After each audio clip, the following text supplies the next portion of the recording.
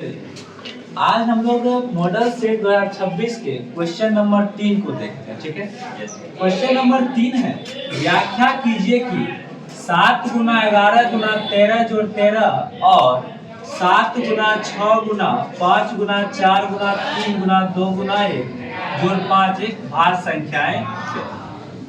तो हम लिखते हैं कि दी गई पहली संख्या हमारे पास है 7 गुना 11 गुना 13 जोड़ 13। इन दोनों संख्याओं में जो कॉमन आ रहा है, ध्यान से देखो, इन दोनों संख्याओं में जो कॉमन आ रहा है उसको हम ले लेते हैं। तो 13 कॉमन आ गया, 13 ले लिया। 7 गुना 11 गुना 13 जब कॉमन ले लेते हैं तो 13 की जगह क्या बचेगा? जोड़, फिर 13 की जगह 1। तो 13 को 13 लिखते हैं। 7 गुना 11 गुना 1 कितना हो गया?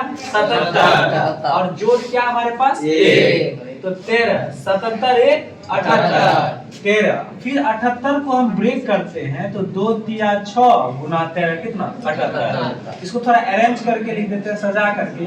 2 गुना 3 गुना 13 गुना 13। ये पहली संख्या को हमने ऐसी संख्याओं के रूप में ब्रेक कर लिया जिनमें सारी की सारी संख्याएं कौन सी संख्या है? अभाज्य। फिर दूसरी संख्या हमारे पास दिया है 7 गुना 6 गुना 5 गुना 4 गुना 3 गुना 2 गुना 1 जोड़ 5। इसमें हमारे पास कौन सी संख्या कॉमन आ रही है? तो हम 5 लेते हैं। फिर 7 गुना 6 जो संख्या हम कॉमन लेते हैं उसके जगह क्या आएगा? 1। यहाँ क्या बच गया? 1 जो गुना 4 गुना 3 गुना 2 गुना 1, फिर 5 के जगह क्या बच गया हमारे पास? 1। ठीक है, इसको हम गुना कर लिए। 7 गुना 6 गुना 4 1 गुना 4 गुना 3 गुना 2 गुना 1 कितना है हमारे पास? 1000। और यहाँ पे हमारे पास क्या है? 1। इसको हम लिख लिए। तो जोड़ने पर कितना आ गया हमारे पास? 1000। यानी 5 गुना 1000 9। यह भी दोनों कौन सी संख्या है? अभाज्य।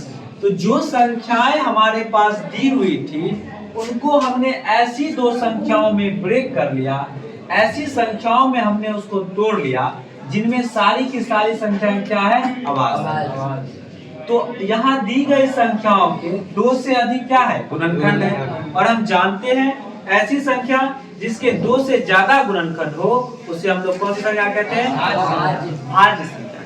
2 से ज्यादा गुणनखंड हो तो क्या कहते हैं?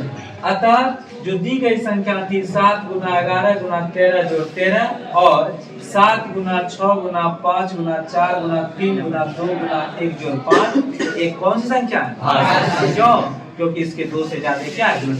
कुछ नहीं करना है, दी गई संख्या को हमें कॉमन ले लेना है। उसके बाद जो हमारे पास एक संख्या प्राप्त होगा उसे हमें अभाज्य गुणनखंड करना है और हम पाएंगे क्या कि उसके 2 से अधिक गुणनखंड है। तो जिन संख्या के 2 से अधिक गुणनखंड हो जाते हैं वो संख्या कौन संख्या होती है? भाज्य। अतः दी गई दोनों की दोनों संख्या क्या है हमारी? भाज्य संख्या।